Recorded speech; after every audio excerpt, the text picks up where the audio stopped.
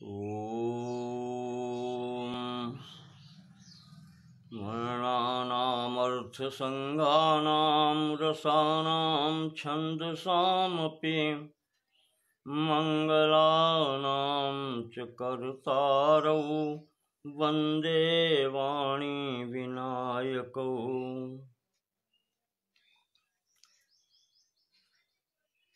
ॐ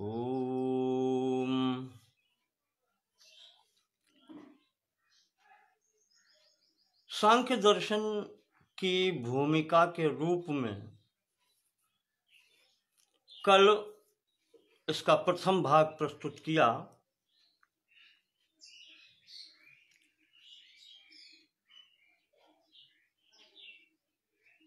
और उसका समापन करते हुए मैंने कहा था कि कल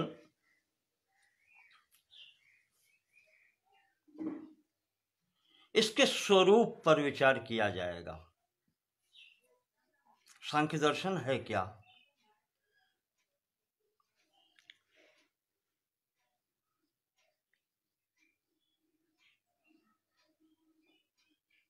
सांख्य दर्शन का प्रथम सूत्र है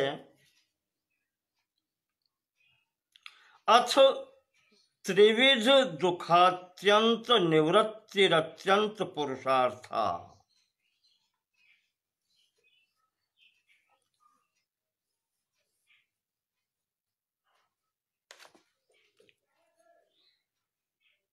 ये प्रथम सूत्र है इसका।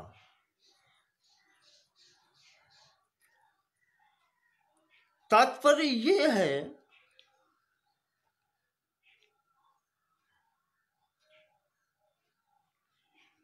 कि संसार की स्थिति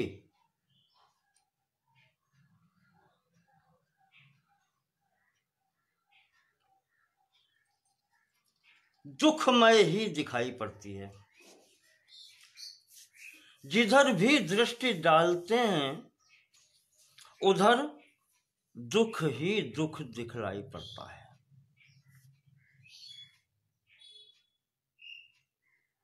जैसा मैंने कल कहा था कि श्वेताश्वतर उपनिषद में भी विशेष बात इस पर बल दिया गया था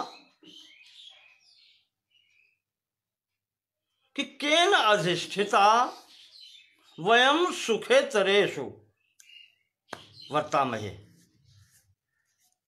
प्रत्येक व्यक्ति सुख चाहता है, फिर भी ये परिवर्तन किसके द्वारा हो जाता है कि व्यक्ति को दुख ही दुख मिलते हैं।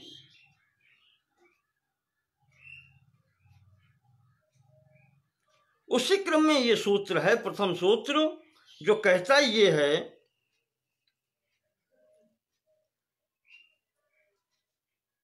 कि व्यक्ति को तीन प्रकार के दुख सताते हैं। त्रिविध दुखात्यंत निवृत्ति अत्यंत पुरुषार्थ। तीन प्रकार के दुखों से अत्यंत निवृत्ति ही परम पुरुषार्थ है।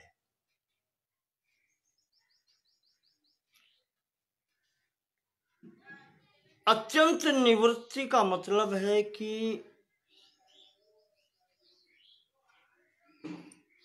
पुनः वापस ना आए। एक बार दुख समाप्त हो जाए तो पुनः वापस न आए, वो कहलाता है अत्यंत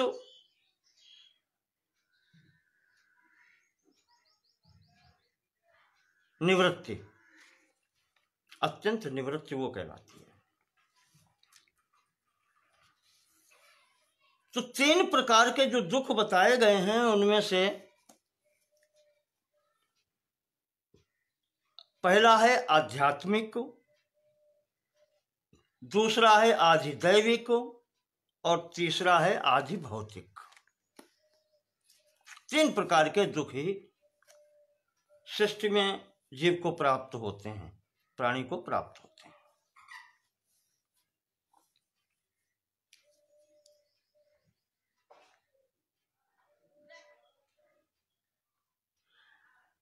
अध्यात्म जो दुख बताया गया है, आत्मनि अध्यात्मम तत्र यद भवति तद आध्यात्मिकम।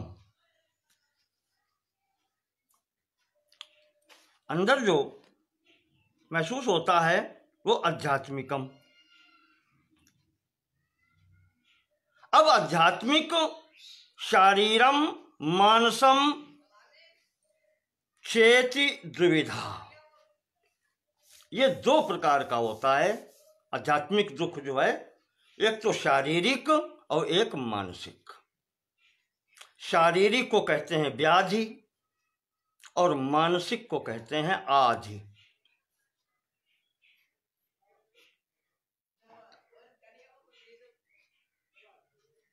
अत्र वात पित्त श्लेष्मणाम वैषम्येन ज्वरादि दुखम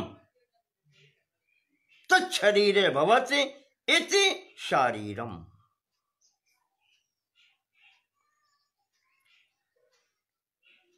वात पित्त और कफ के विकारों से जो कष्ट उत्पन्न होता है, ज्वर आदि जो रोग उत्पन्न होते हैं, ये कहलाते हैं शारीरिक, ये शरीर के हैं।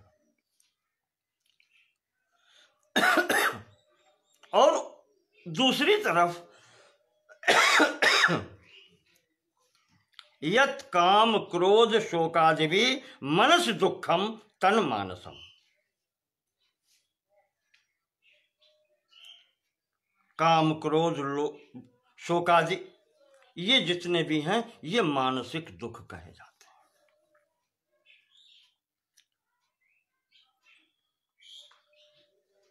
तो आध्यात्मिक ये दो प्रकार से हुए, शारीरिक और मानसिक। इसी प्रकार से अगला है आदि भौतिक। उसके संबंध में आया है यन मानुष पशु पक्षी सरीसृप स्थावराणि अधिकृत्य भवति तदाधि भौतिकम। जो दुख, जो कष्ट मनुष्य के द्वारा, पशु के द्वारा, पक्षियों के द्वारा, रेंगने वाले जंतुओं के द्वारा या स्थावराणि अधिकृत्य यानी कि कहें कि वृक्षों आदि के द्वारा, उद्भिद के आदि के द्वारा जो दुख उत्पन्न होता है, प्राप्त होता है, वो आदि भौतिक कहलाता है। भौतिक वस्तुओं से प्राप्त होने वाला दुख आदि भौतिक है।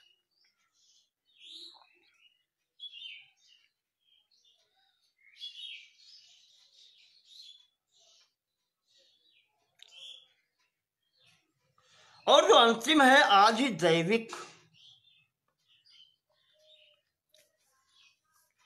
इसकी परिभाषा दी है विष्णु पुराण में।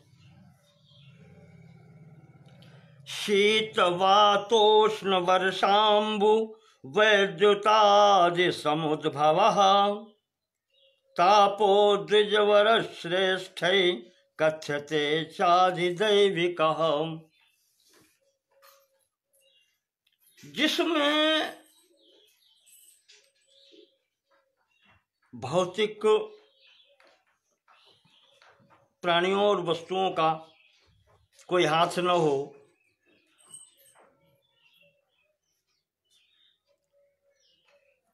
शरीर के अंदर से भी कोई सहयोग न हो, बाहर से आने वाले, जैसे शीत का लगना, सर्दी लगना, आंधी आना, अभी गर्मियां शुरू हो रही हैं तो गर्मी का लगना, इसमें किसी का हाथ नहीं है। अधिक वर्षा होना, कहीं बिजली गिरना इत्यादि ऐसे जो होते हैं जिनमें यहां किसी का हाथ नहीं लगता, ये कहलाते हैं आदि दैविक।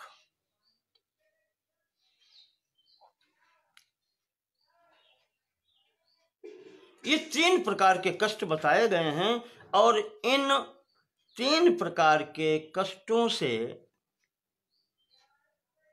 आत्यंतिक छुटकारा मिले,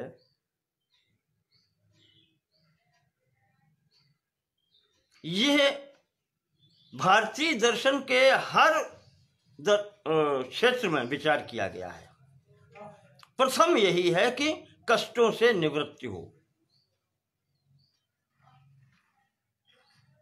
श्रीमद् भागवत महात्म्य में भी कहा गया है तापत्रय विनाशाय,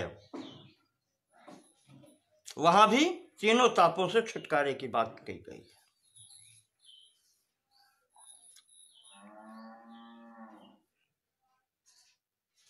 तो जब इन पर विचार करते हैं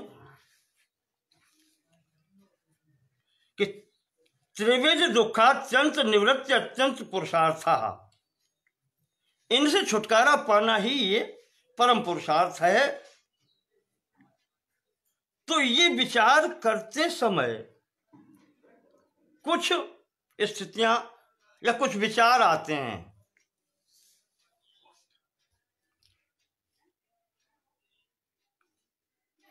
दर्शन शास्त्र इसी को कहते हैं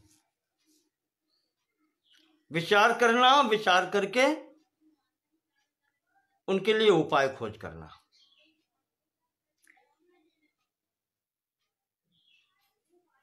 तो ये जब स्थिति आई कि दुखों से छुटकारा कैसे हो, तो कुछ प्रश्न स्वाभाविक रूप से उठते हैं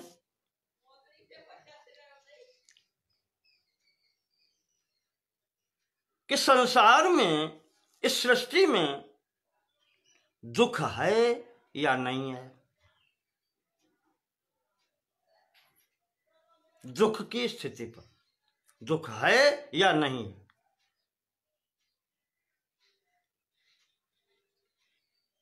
फिर दूसरे नंबर पर बात आती है कि यदि है, यदि दुख की उपस्थिति है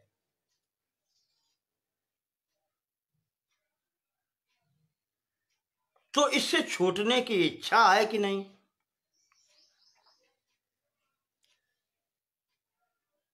प्राणी में इन दुखों से छूटने की इच्छा है या नहीं। इच्छा नहीं है तो कोई कुछ नहीं कर सकता। अगली बात आती है कि अगर इच्छा हो भी गई तो क्या इससे छूटने का उपाय है।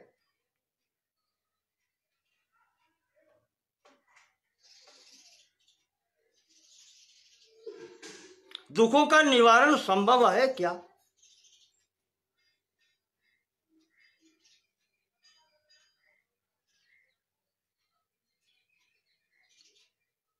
अच्छा, अगली बात फिर आती है कि दुख नित्य है या अनित्य है। क्या दुख नित्य है।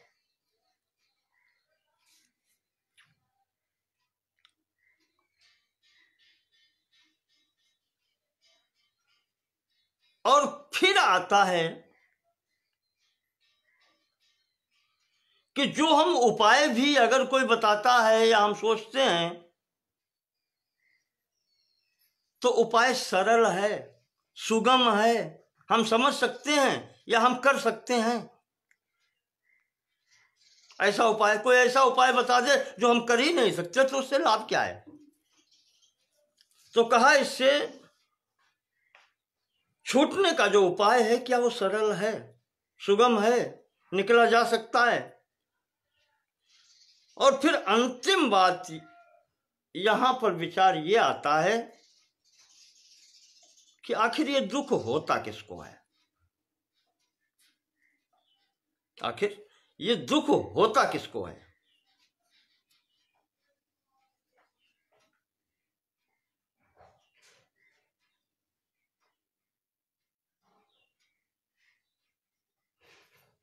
यानी मैं कौन हूं।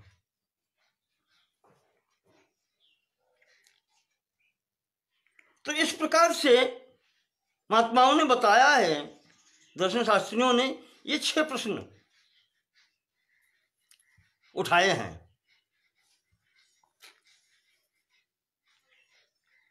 और इसके साथ में एक तर्क दे दिया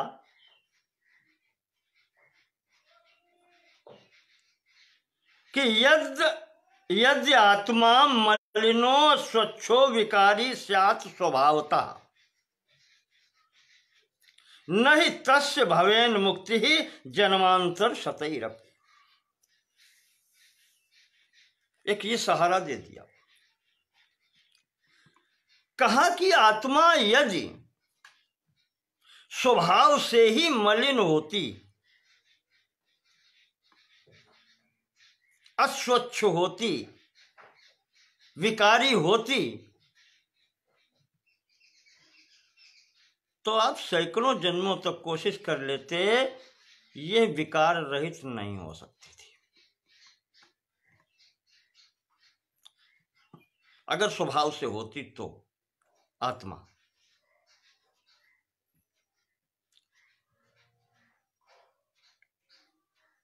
तो आत्मा कहने का तात्पर्य यह है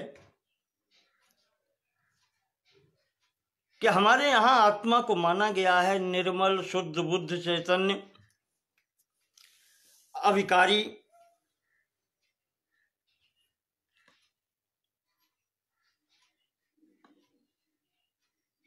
तो इस स्वभाव से तो विकारी नहीं है। इसका अर्थ ये हुआ कि सुख दुखादि जो हैं बाहर से आने जाने वाली वस्तुएं हैं। इसी कारण से यहाँ सांख्य दर्शन में जो बात उठाई गई है वो ये है कि त्रिविध तापों से छुटकारा कैसे हो, त्रिविध कष्टों से छुटकारा कैसे हो, और ये छुटकारा कर लेना ही अत्यंत पुरुषार्थ है। अत्यंत पुरुषार्थ, पुरुषार्थ 4 प्रकार के बताए गए हैं, धर्म, अर्थ, काम और मोक्ष। अत्यंत पुरुषार्थ का मतलब तुरीय पुरुषार्थ, चतुर्थ पुरुषार्थ यानी मोक्ष, यही है।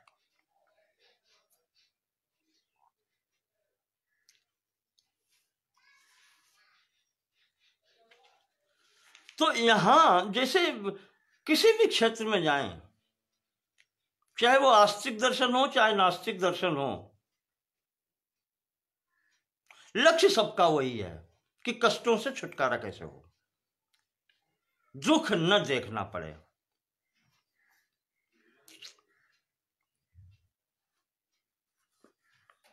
तो सांख्य दर्शन ने एक मार्ग चुना और इन्होंने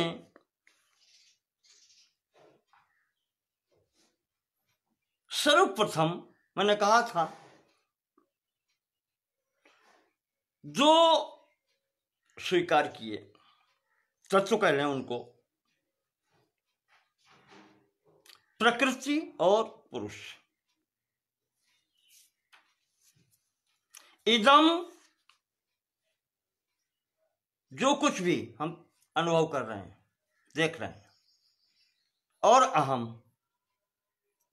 पुरुष जिसको कहते हैं जो अनुभव करता है।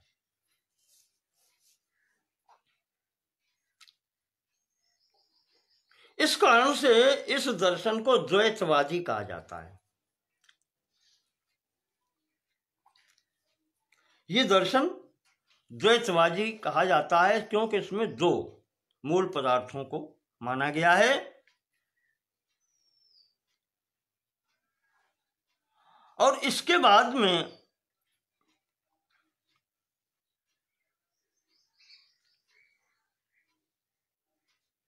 सीधे से 25 तत्वों की घोषणा की गई है।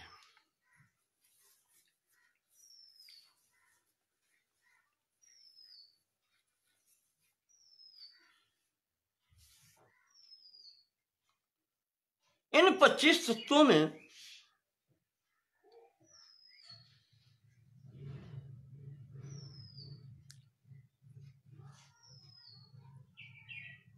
विशेष करके जो नाम दिए गए हैं आपको बताया, प्रकृति और पुरुष।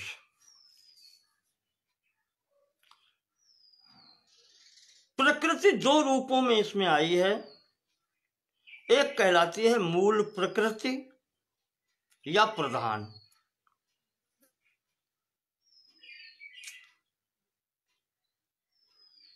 इसी को कहते हैं अव्यक्त प्रकृति। ये अव्यक्त है, जो व्यक्त नहीं है, अव्यक्त है। और इसके बाद में यह प्रकृति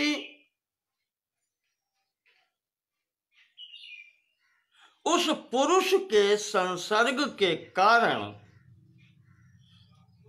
जब व्यक्त होती है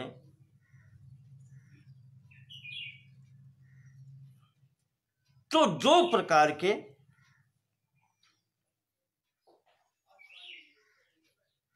पदार्थ मिलते हैं। एक कहलाते हैं विकृत और दूसरे कहलाते हैं प्रकृति विकृत।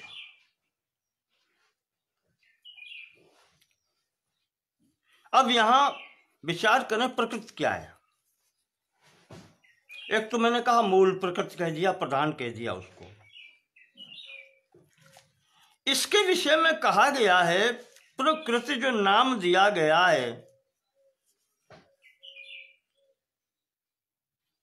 देवी भागवत में आया है कि प्रकृष्टवाचकः प्रश्च, प्र शब्द के जो आया है प्र उपसर्ग, वो प्रकृष्टवाचकः, प्रकृष्टवाचक है।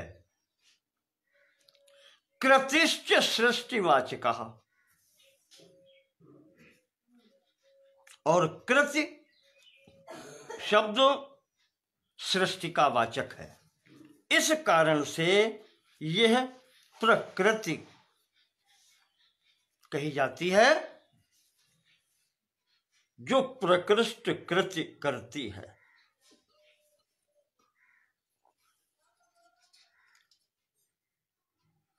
तो इस प्रकार से अब ये जो पूर्ण मैंने आपको बताया,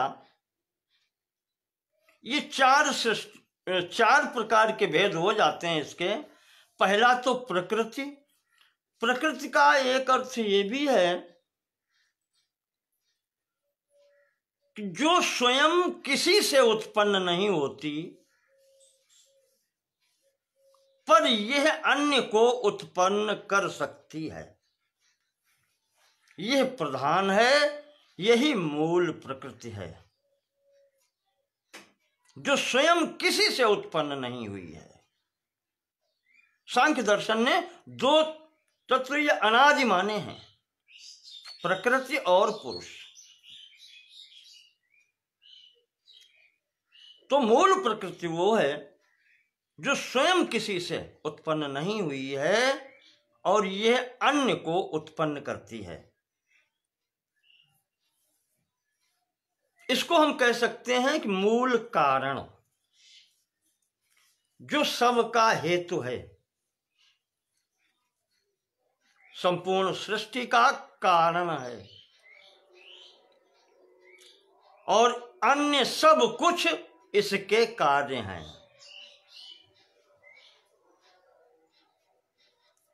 इससे ही निर्मित है, इसके द्वारा ही उत्पन्न किए गए हैं, वो है कार्य।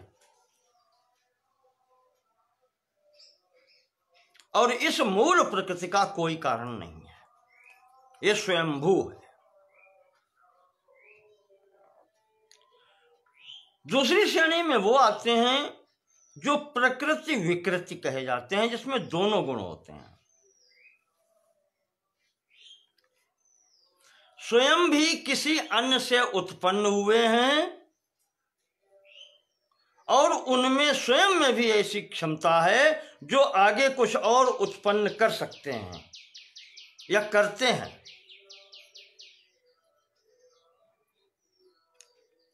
तो जो कार्य होता है वो विकृति कही जाती है। और जो कारण होता है वो प्रकृति कही जाती है। तो इसमें दोनों गुण होते हैं, प्रकृति भी है और विकृति भी है। मूल प्रकृति की यह विकृति है और स्वयं से अन्य वस्तु उत्पन्न कर सकती है, इस कारण से इसकी भी विकृति आगे आएगी। तो इस कारण से ये प्रकृति भी है और विकृति भी है।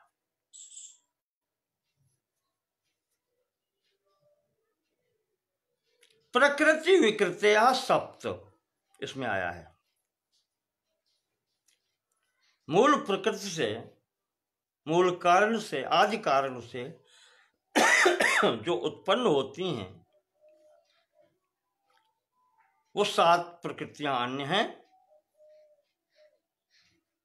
महत्तत्व, अहंकार और 5 तन्मात्राएं, ये इस श्रेणी में आती हैं।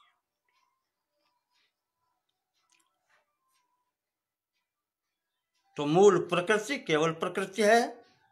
उसके बाद में द्वितीय श्रेणी में प्रकृति विकृति। अब तीसरी श्रेणी में आती है विकृति, केवल विकृति। और इस विकृति के अंतर्गत 16 तत्व आते हैं।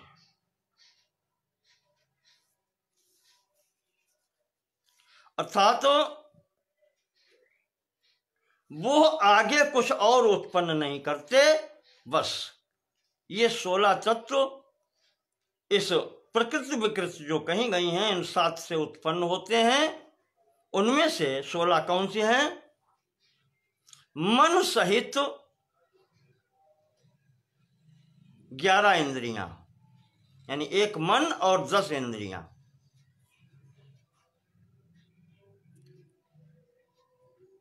और 5 स्थूल भूत, पृथ्वी, जल, तेज, वायु, आकाश।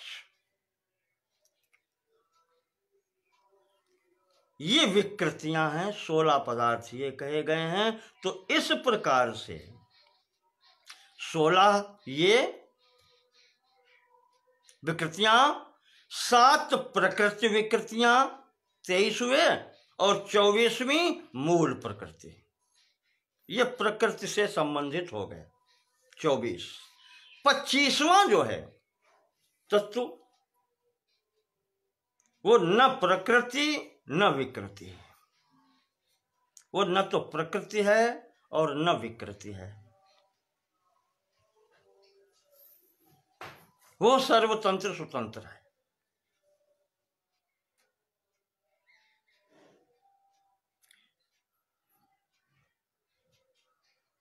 जो कारण और कार्य इन दोनों से अलग है।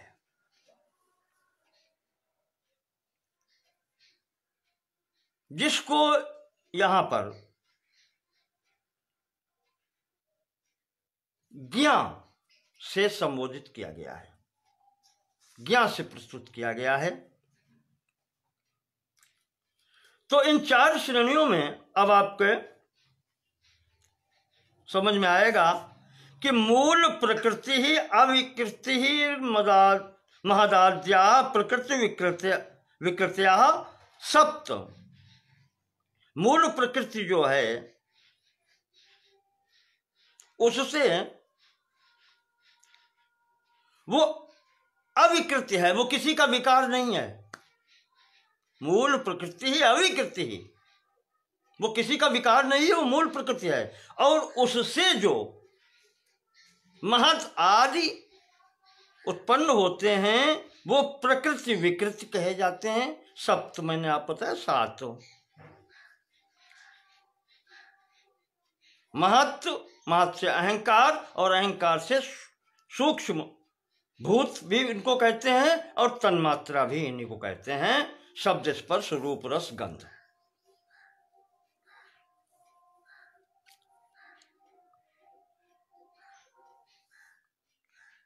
और षोडकस्त विकारो, और 16 इनके विकार हैं। मन, 10 इंद्रियां और स्थूल भूत। आकाश वायु तेज जल पृथ्वी, ये स्थूल भूत, इनसे ही पूरी सृष्टि बनी है। इसके आगे इनका कोई और अन्य विकार नहीं है। तो ये स्वयं ही विकृति हैं। और चौथा जो है, न प्रकृति ही न विकृति ही पुरुषः, जो न तो प्रकृति है न विकृति है, वो पुरुष कहलाता है।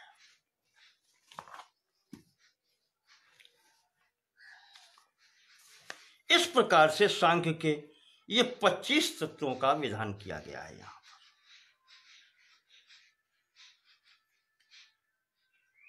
और सांख्य ने इन्हीं 25 तत्वों का ज्ञान प्राप्त करना ही मोक्ष कहा है, श्रेयस्कारी माना है।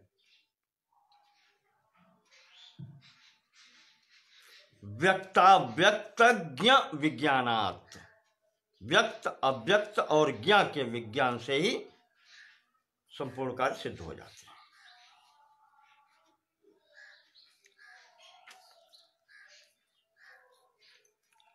आए थोड़ा सा विचार करते हैं। देखिए यहां पर जो मूल प्रकृति है, जैसा मैंने आपको बताया, इसकी व्युत्पत्ति बताई। प्रकर्षण करोति कार्यम उत्पादयति इति प्रकृति,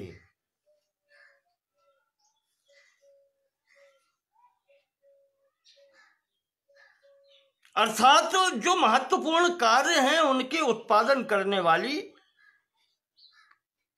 यही प्रकृति है, जिसके बारे में गीता में भगवान श्री कृष्ण ने कहा है कि अव्यक्तादीनि भूतानि व्यक्तमध्यानि भारत अव्यक्त निधनान्येव तत्र का परिदेवनाम। ये प्रकृति ही पहले भी अव्यक्त थी और अंत में भी अव्यक्त हो जाती है, केवल मध्य में ही ये व्यक्त है। यानी सृष्टि का मध्य भाग ही ये व्यक्त है।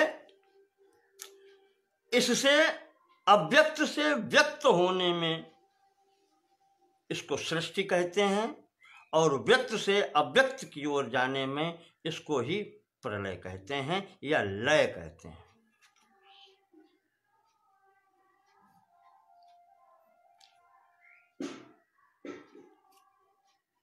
अब यहां पर कुछ लोग ये कह देते हैं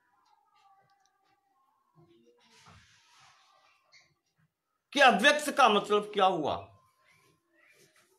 कुछ नहीं, वो इसको अभाव के रूप में ले लेते हैं। जब व्यक्त नहीं है, दिखाई नहीं पड़ती है, तो हम कैसे मानेंगे? तो इसके लिए यहां पर उत्तर ये दिया गया है, सांख्य का मत ये है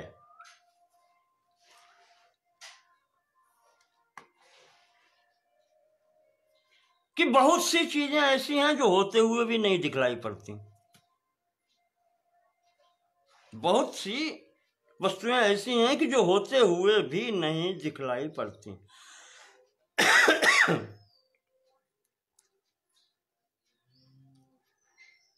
जैसे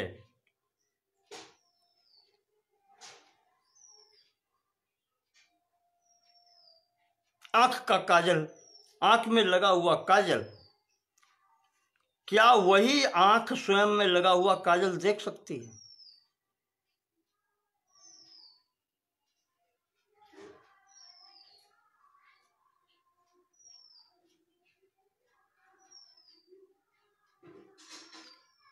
अगर दृष्टि कमजोर हो जाए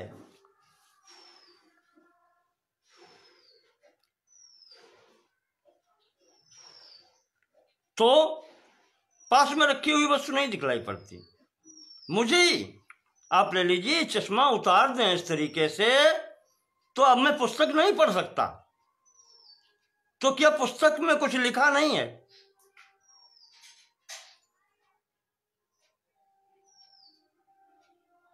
कैसे ये कुछ नहीं है इसमें? ऐसा तो नहीं है। बहुत दूर कोई वस्तु है तो क्या वो वस्तु है नहीं? या जैसे दीवार खड़ी है, दीवार के उधर कोई वस्तु रखी है तो उसके अस्तित्व को हम निषेध कैसे कर सकते हैं?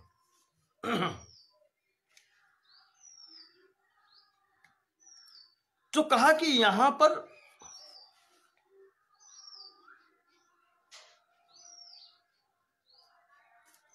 अनुमान की आवश्यकता होती है। जो वस्तु प्रत्यक्ष नहीं है उनके लिए अनुमान किया जाता है।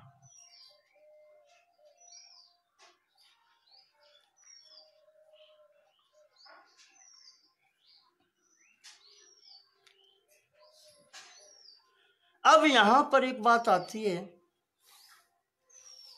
प्रकृति के संबंध में बात कर रहे हैं।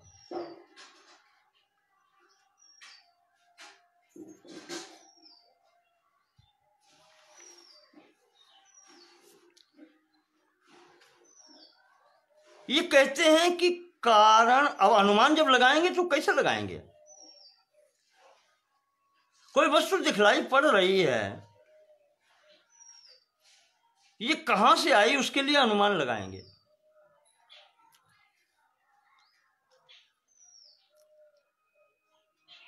तो उस अनुमान के लिए कुछ आधार होते हैं और यहां पर एक मूल सिद्धांत है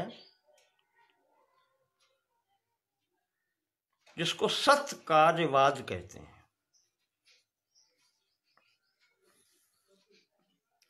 कारण में कार्य की सत्ता मानी गई है।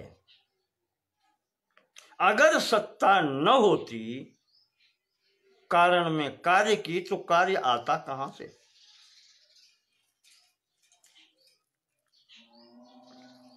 भगवान श्री कृष्ण ने गीता में भी कहा है कि ना सतो विद्यते भावो ना भावो विद्यते सतः। असत से सत्य की उत्पत्ति नहीं होती तो सत्य से भी असत की उत्पत्ति नहीं होती। सत्य कहलाता है जो विद्यमान होता है सदैव, और असत का मतलब जो है ही नहीं। तो जो वस्तु है ही नहीं वो प्रकट कहां से होगी? न अभावो विद्यते सतः, अभाव की उपस्थित नहीं हो सकती।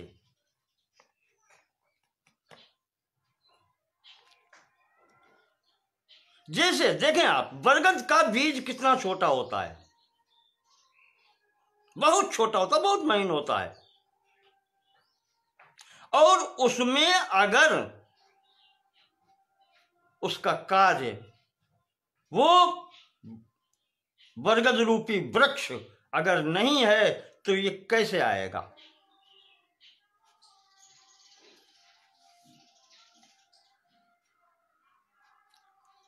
तो बरगद रूपी वृक्ष जो कार्य है वो उस बीज रूपी कारण में है, अस्तित्व में है।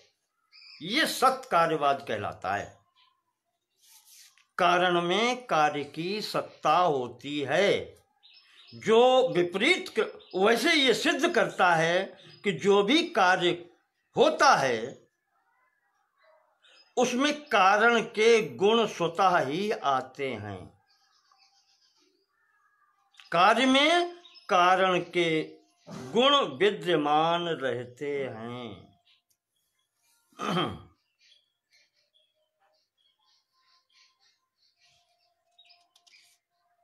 तो जब यहां पर मूल प्रकृति से मूल प्रकृति में भी एक विशेष गुण है। मूल प्रकृति में कहा गया है कि 3 गुण रहते हैं। देखें आप, सतोगुण, रजोगुण और तमोगुण। ये मूल प्रकृति में सर्वदा रहते हैं।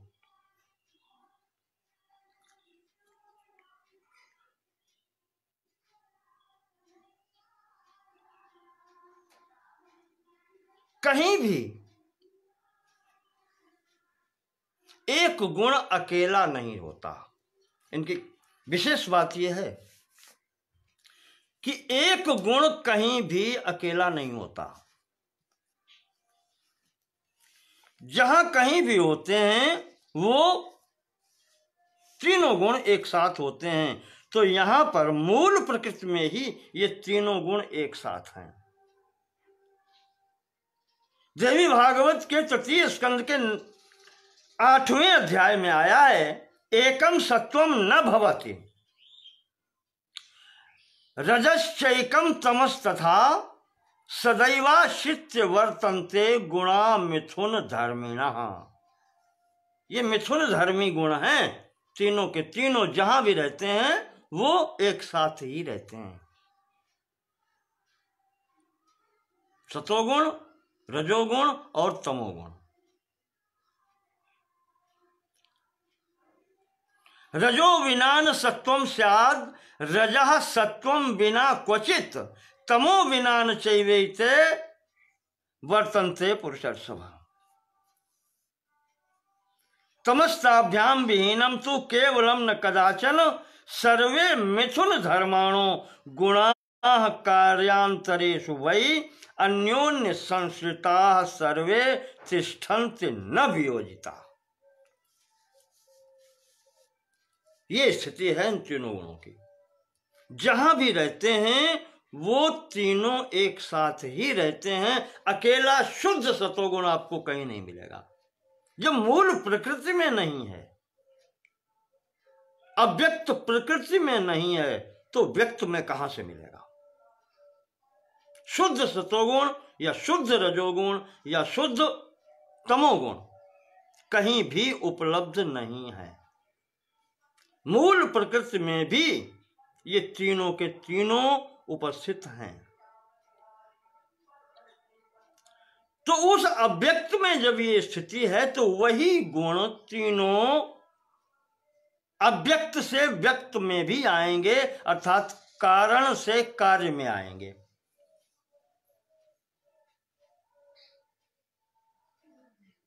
बुद्धिस्थास्ते गुणा कामान बोधयन्ति परस्परम। बुद्धिस्था, ये महत्त्व जो है उसको बुद्धि भी कहते हैं। वहां पर भी ये तीनों गुण एक साथ रहते हैं। देवदत्त, विष्णु मित्र, यज्ञ दत्तादयो यथा। जैसे 3 व्यक्ति देवदत्त, विष्णु मित्र और यज्ञ दत्त तीनों एक साथ रहते हैं, तीनों मित्र हैं, इसी प्रकार से ये मित्र के भांति रहते हैं। यथा स्त्री पुरुषश्चैव मिथुनौ च परस्परम तथा गुणाः समायान्ति युग्म भावम परस्परम।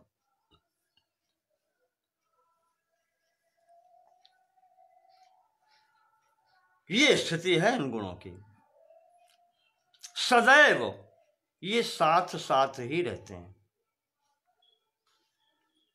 तो जब आदि प्रकृति में, मूल प्रकृति में ये तीनों एक साथ रहते हैं तो इनसे उत्पन्न होने वाला जब व्यक्त साथ उत्पन्न होते हैं तो उसमें भी ये तीनों गुण उपस्थित रहते हैं। बुद्धि यानी महत्, अहंकार और सप्त सूक्ष्म महाभूत, 5 सूक्ष्म महाभूत या उनको तन्मात्राएं कहते हैं। इनमें भी ये तीनों गुण, सतोगुण, रजोगुण और तमोगुण रहते हैं। तो मैंने जो पहले बात बताई थी कि सत्कार्यवाद को ये स्वीकार करते हैं जो कारण के अंतर्गत ही कार्य की उपस्थिति मानी गई है।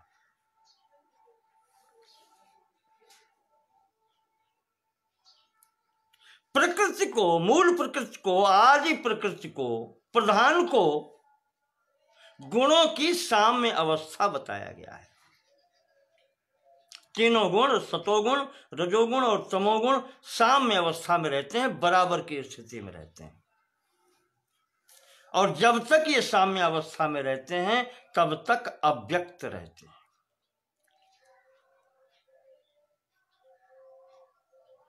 तीनों गुण समान मात्रा में होते हैं।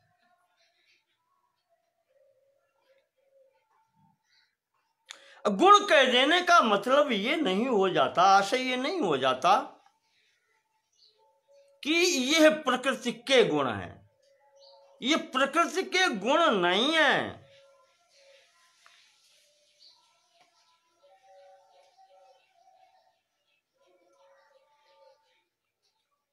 ये प्रकृति के गुण नहीं है, बल्कि ये स्वयं ही प्रकृति ही है। प्रकृति का स्वरूप यही है। तीनों गुणों की साम्य अवस्था ही यह प्रकृति का मूल स्वरूप है।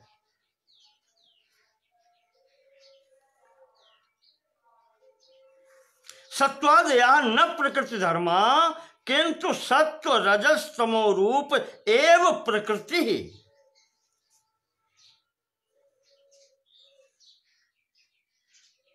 ऐसे गुणा प्रधान शब्दवाच्या भवन्ति थी।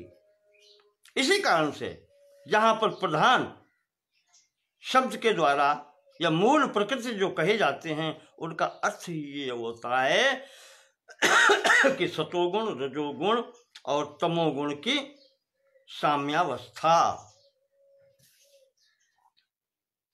यही मूल प्रकृति है, यही प्रधान है।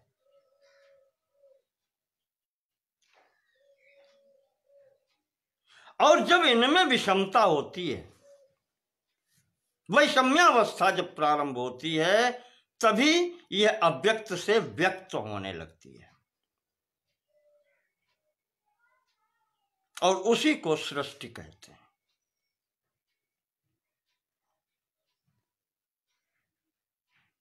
तो अब यहां पर सांख्य दर्शन में इस मूल प्रकृति की स्वतंत्र सत्ता है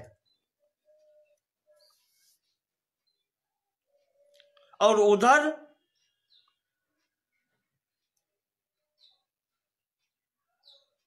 जो ज्ञ है, जो पुरुष है, उसकी भी स्वतंत्र सत्ता है।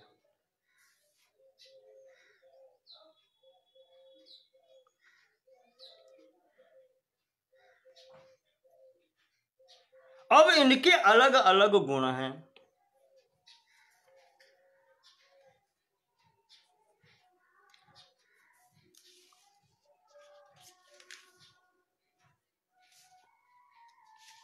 अलग अलग गुण, देखिए प्रकृति बताया, प्रकृति ही संपूर्ण सृष्टि की, इसको क्या कहते हैं, जिससे कोई चीज बनती है, उपादान कारण। इसमें एक शब्द आता है उपादान। जैसे घड़ा मिट्टी से बनता है तो मिट्टी है उपादान कारण। अब मिट्टी से अपने आप तो घड़ा बन नहीं जाता, तब क्या होता है, एक बनाने वाला यानी कर्ता होता है, एक चाक होता है, एक डंडा होता है। ये तीनों, चाक, डंडा और निर्माणकर्ता कुम्हार, ये निमित्त कारण कहे जाते हैं, जिनके द्वारा ये निर्मित होता है। तो पृथ्वी है उपादान कारण, मिट्टी, और मिट्टी से ये सहायक उपकरण हैं, चाक, डंडा और कुम्हार, ये निमित्त कारण कहे जाते हैं। तो यहां पर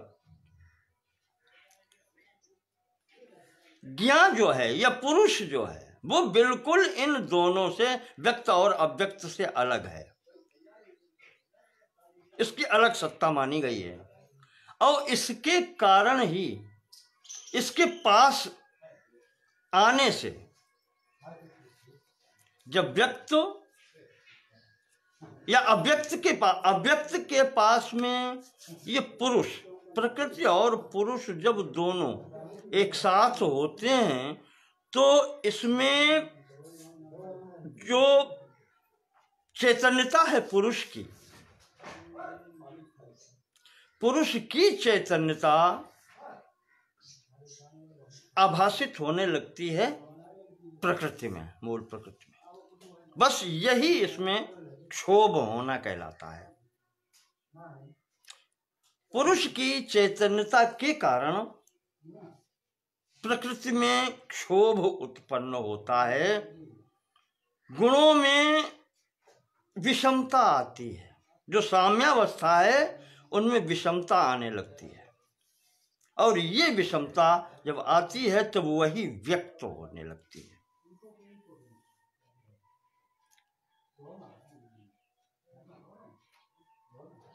निष्क्रिय तत्व है चेतन, कुछ नहीं करता, करती है सब प्रकृति। लेकिन वो चेतनता जब स्वीकार करती है, आप उसको स्वीकार करना कह सकते हैं, विक्षोभ होने का तात्पर्य ही ये है कि उसके पास बैठने से, जैसे आप देखें स्फटिक का या सफेद कांच का बर्तन के अंदर अगर आप गुलाब का फूल रख दें तो वो पूरा बर्तन गुलाबी जैसा दिखने लगता है, यद्यपि रंग पूरा का पूरा उस पुष्प का है, गुलाब का है, लेकिन आभासित तो होने लगता है वो बर्तन पूरा। इसी प्रकार से चैतन्यता के संसर्ग से ये प्रकृति स्वयं को चैतन्य जो आभासित होने लगती है, बस उससे ही ये सृष्टि प्रारंभ होने लगती है।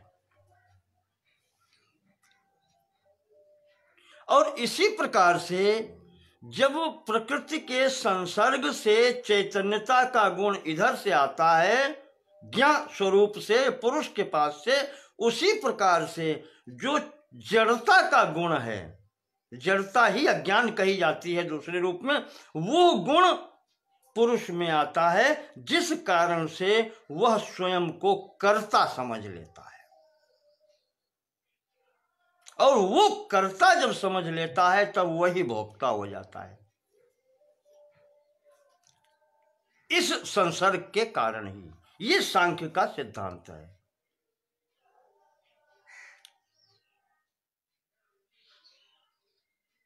प्रकृति स्वयं में कुछ नहीं है, तो फिर अब इनका दोनों का संसर्ग जब हो गया, जो कुछ नहीं कर सकती थी जड़ होने के कारण प्रकृति, उसमें चेतनता की अनुभूति होने लगी और वो कार्य उत्पन्न करने लगी, और इधर ये कर्ता और भोक्ता समझने लगा। तो फिर इसका कारण क्या है? फिर ये सब होने का वो ये है, बताया गया है, इन्होंने जो बताया यहां पर 17वीं कारिका में, ईश्वर कृष्ण जी ने भी लिखा है 17वीं कारिका में कि संघात परार्थत्वात्, जो संघात होता है, संघात कहते हैं बहुत सी चीजों का इकट्ठा होकर जब मिलती हैं तब कोई वस्तु बनती है। जैसे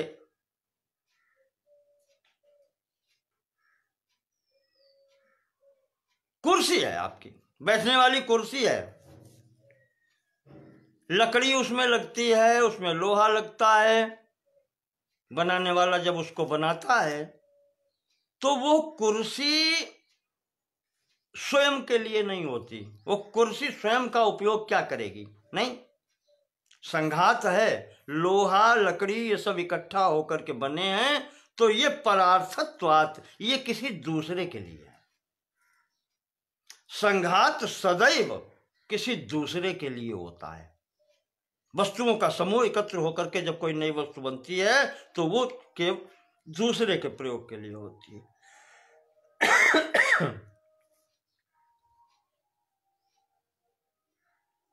त्रिगुणात् त्रिगुणादि विपर्यात अधिष्ठानात्।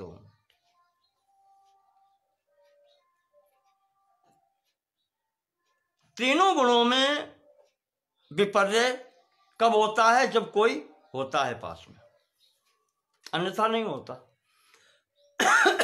ये भी कहता है कि हाँ कोई है। और ऐसे समय में पुरुषोऽस्ति भोक्तृ भावात्, वो पुरुष भी होता है जो भोक्तृ भावात्, जो भोक्ता होता है, जिसके अंदर कर्ता और भोक्ता का भाव उत्पन्न हो जाता है। तो उसको यहां से छुड़ाने के लिए कैवल्यार्थम प्रवृत्तेश्च, उसको यहां से छुड़ाने के लिए ही ये प्रकृति सारा कार्य करती है। या आप ऐसे एक साधारण उदाहरण से समझ लें कि संसार में जो व्यक्ति संपूर्ण कार्य करके फिर सन्यासी होता है वो अधिक पक्का होता है।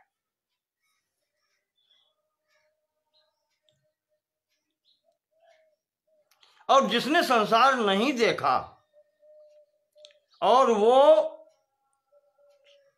सीधे ब्रह्मचर्य से संन्यास ग्रहण कर लेता है, उसके फिसलने के लिए खतरा अधिक होता है, कहीं भी फिसल सकता है। तो ये सब अनुभव कराने के लिए ही ये प्रकृति के समस्त कार्य होते हैं। तो प्रकृति के समस्त कार्य किसी अन्य के लिए होते हैं और वो अन्य ही ये पुरुष है, और ये जिसको ज्ञान भी कहा गया है।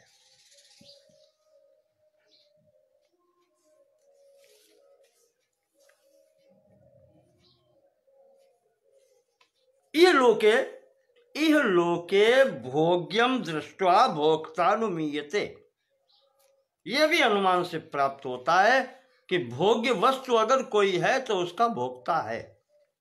मैं कहीं से चल के आया और थाली का भोजन यहां पर परोस के रखा गया है,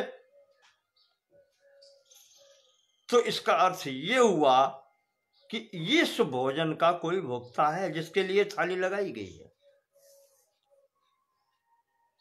सामने दिखाई पड़े या न दिखाई पड़े तो भोक्ता है। ये अनुमीय से अनुमान होता है।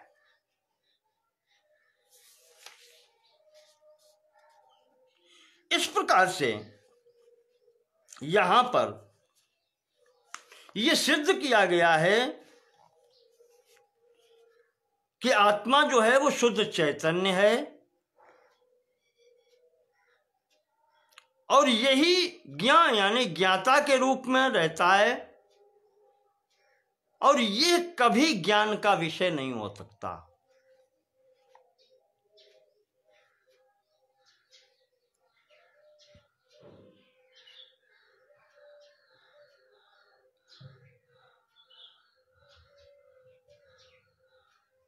जैसे वहां पर कहा था कि प्रकृति का गुण ये सतोगुण रजोगुण तमोगुण नहीं है, ये सतोगुण रजोगुण और तमोगुण की साम्यावस्था ही प्रकृति है, यही स्वभाव है उसका, स्वाभाविक है ये। उसी तरीके से ये जो ज्ञाता है ये जो शुद्ध चैतन्य आत्मा है उसका स्वभाव ही है चैतन्यता। ये स्वयं में ही चेतन है, ये किसी से चेतनता प्राप्त नहीं करती है, ये स्वयं में चेतन है। और जब चेतन है, चैतन्यता जो भी है वो सब ज्ञान युक्त होती है। चेतनता ज्ञान युक्त होती है, वही चैतन्य है। तो इसका ज्ञान का प्रकाश जो है सदैव बना रहता है, ये इसके साथ ही रहता है।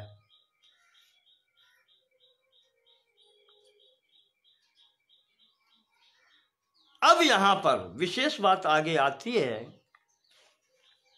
थोड़ा थोड़ा करके लेते हैं।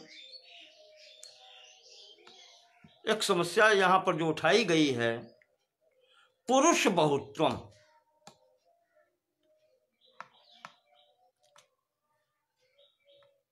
सांख्य सिद्धांत में पुरुषों की संख्या बहुत मानते हैं, जीव बहुत हैं। इस पर विचार करेंगे अगले खंड में। आज का ये यहीं पर विश्राम देते हैं विषय को, और अगले में विचार करेंगे कि पुरुष एक है या बहुत है।